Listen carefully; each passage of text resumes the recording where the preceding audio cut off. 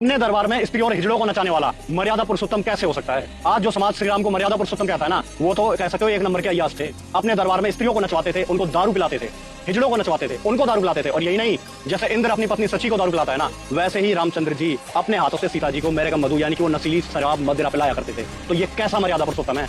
इसी चीज का प्रमाण आपको दिखाते हैं वाल्मीकि रामायण से। देख सकते हो, श्री वाल्मीकि रामायण है, हिंदी टीका सहित भाग 2। इसके अंदर आप पाएंगे उत्तरकांड सर्ग 42। श्री रामचंद्र जी बैठे सीता जी को बाएं हाथ से ग्रहण कर पवित्र व मेरे मधु यानी कि आप संस्कृत में दे सकते हैं मधु मेरे कम यानी कि मेरे कम मधु शराब पिलाई। अब कई लोग कहेंगे भाई मेरे कम मधु तो पेय पदार्थ भी हो सकता है, मीठा पानी भी हो सकता है, उसका भी आपको प्रमाण दिखाएंगे आगे कि श्री रामचंद्र जी ने पिलाया यानी कि मेरे कम मधु शराब उनको पिलाई। जैसे सची को इंद्र पिलाते हैं, वैसे जैसे इंद्र अपनी पत्नी को दारू पिलाता है ना, वैसे राम ने सीता जी को दारू पिलाई। फिर भांति भांति के मांस खिलाया, विधिवत भांतियों के मीठे मीठे फल वहां रखे थे, उनका भी याद करा। भाई दारू पी रहा तो चखना भी तो चाहिए। जैसे स्नैक लिया हुआ ना आज के लोग, नमकीन वगैरह लिया, कुरकुरे लिया, वैसे वो मांस और ये फल वगैरह रखते थे दारू के। श्री रामचंद्र जी के व्यवहार से सेवक लोग अति सीख लाए कि मांस वगैरह फल वो सारे लेके आए उनके लिए। श्री रामचंद्र जी के सामने फिर नाच होने लगा। वहाँ पे अप्सराओं ने, किन्नरों ने, यानी कि स्त्रियां थी, अप्सरा थी और किन्नर हिजड़े भी थे, साथ मिलकर किया। यानी कि वो जो नाच था, वो जो उनका डांस था ना, वो उन्होंने करा किन्नर और अप्सराओं ने। इसके उपरांत उदार स्वभाव वाली स्वरूपवती स्त्रियों ने मदपान कर यानी कि जो नाच रही थी उन्होंने दारू भी पी, मदपान भी पिया। नाचने गाने में अति चतुर श्री रामचंद्र जी के सम्मुख नाचने लगी, दारू पी के नाचने लगी। बताओ भाई ये कैसा मर्यादा पुरुषोत्तम है? जिस स्त्री को देवी का दर्जा देते हैं समाज में, सनातन धर्म में, उसी को उसने नचनिया बना रख दिया। जैसे आज बॉलीवुड में नाचती है ना, वैसे अपने सामने नचवा रहा है स्त्री को। तो कैसा मर्यादा पुरुषोत्तम हुआ ठरकी?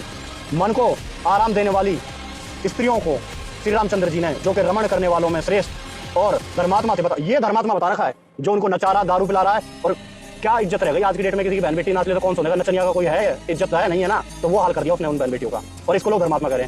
सुंदर गहने इन स्त्रियों को संतुष्ट, जैसे पहले कोठी हुआ करते थे ना, मुजरा होता था उन पे, तो लोग जाकर पैसे फेंक दिया करते ना, वो वाली स्थिति कर दी अपने दरबार में। गर्भवती स्त्री को घर से बाहर निकाल दो, कैसा मर्यादा पुरुषोत्तम? आज की डेट में जो ज्यादा इसको मर्यादा पुरुषोत्तम मान रहा है ना, किसी का दामाद उसकी बेटी ने प्रेग्नेंट करके घर से बाहर काट दे तो उसे मान लियो मर्यादा पुरुषोत्तम है। आरती तार ली उसकी, नहीं कर सकते ना, तो हम इसे एक्सेप्ट क्यों कर रहे हैं? कबीर साहब वो पूर्ण परमात्मा है जिन्होंने पूरी सृष्टि रची है, वही आदि राम है। राम जात के ठाकुरा, कृष्ण जात अहीर और ब्रह्मा जात कुमार है, वो सबका बाप कबीर। आप यूट्यूब पर सर्च करें संत रामपाल जी महाराज यूट्यूब चैनल पे और जाने वो तत्व ज्ञान जिससे आपका पूर्ण मोक्ष हो सकता है, आपका उद्धार हो सकता है और आप एक सभ्य समाज के निर्माण में अपनी भागीदारी दे सकते हैं। सब्सक्राइब। मित्रों, आपने अभी इस बीमार दिमाग वाले की बातें सुन ली होंगी। इसे यह भी नहीं पता कि प्रमाण किन पुस्तकों का माना जाएगा। ये कुछ भी उठाकर बता देगा तो क्या हम उसे प्रमाण मान लेंगे? जिस उत्तरकांड की ये बात कर रहा है, जो ये बता रहा है कि उत्तरकांड में ऐसा लिखा है, तो पहली बात तो ये है कि वो उत्तरकांड ही नकली है। वो वाल्मीकि रामायण का भाग ही नहीं है। वाल्मीकि रामायण प्रारंभ होती है बालकांड से। वैसे तो बालकांड भी इसके अंदर काफी कुछ प्रक्षिप्त है, लेकिन अगर हम मान लें बालकांड से प्रारंभ होती है, तो युद्ध कांड जो है अंतिम कांड है, जिसमें कि प्रभु श्री राम का राज्याभिषेक हो जाता है। माता सीता उनके साथ सिंहासन पर बैठती हैं और उसके बाद कुछ वर्षों तक वो राज्य करके फिर वनों में चले जाते हैं, वनवास ले लेते हैं। तो इस दुर्बुद्धि व्यक्ति से ये पूछा जाए कि भाई जो ये पढ़ रहा है, जो इसने अभी इसके अंदर अर्थ किए हैं कि मधु पिलाया, शराब पिलाई और वहां पर वैश्याएं नचाई, तो इसका कोई प्रमाणिक आधार ये लाकर दे सकता है? ये जो अब रामायण के ऊपर जो है बहुत सारी रामायणें लिख दी गई हैं, जो रियल रामायण है वो मैं आपको दिखाता हूँ। ये वाल्मीकि रामायण है, जो कि शोध करके लिखी गई है। क्यों? क्योंकि 100 से अधिक रामायणें लिख दी गई हैं और उसके अंदर क्या क्या लिख दिया गया है, ये आप लोग कल्पना भी नहीं कर सकते।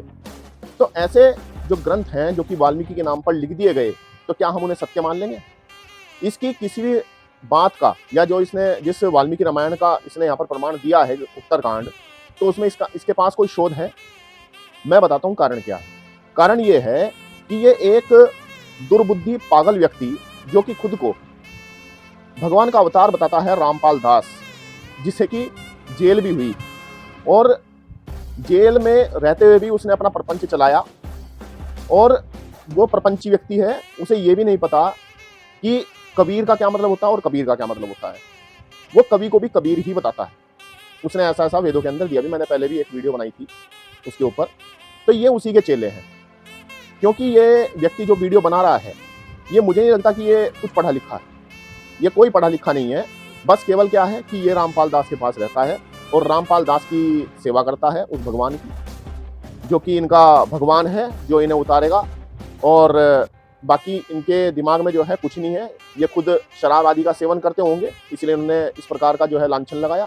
और ये खुद पता नहीं ये लोंडाबाजी करते हैं या लोंडियाबाजी करते हैं तो खुद जानते होंगे, मैं इन बातों को अपने मुंह से कहना नहीं चाहता। लेकिन ऐसे लोगों से हमें श्री राम का चरित्र नहीं सुनना है। श्री राम वास्तव में मर्यादा पुरुषोत्तम श्री राम ही थे, और आप लोग उनकी तुलना किसी से नहीं कर सकते।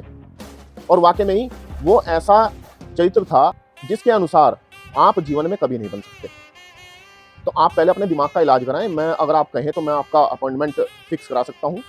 तो आप पहले जो है दिमाग का अच्छे से इलाज कराएं, और जब दिमाग का इलाज हो जाएगा तब आप वापस आकर फिर प्रभु श्री राम से माफ़ी मांगते हुए वीडियो बनाएं। तो मित्रों, ऐसे लोगों को जवाब अवश्य दो, आप भी दो, और जिस प्रकार से जिस भाषा में आप दे सकते हो आप दो, क्योंकि मैं अपनी भाषा की शालीनता को छोड़ नहीं सकता, नहीं तो क्रोध बहुत है मेरे भीतर, और अगर ये सामने होता तो वास्तव में मैं इसका क्या करता, तो ये मुझे भी नहीं अंदाजा है। धन्यवाद। जय श्री राम।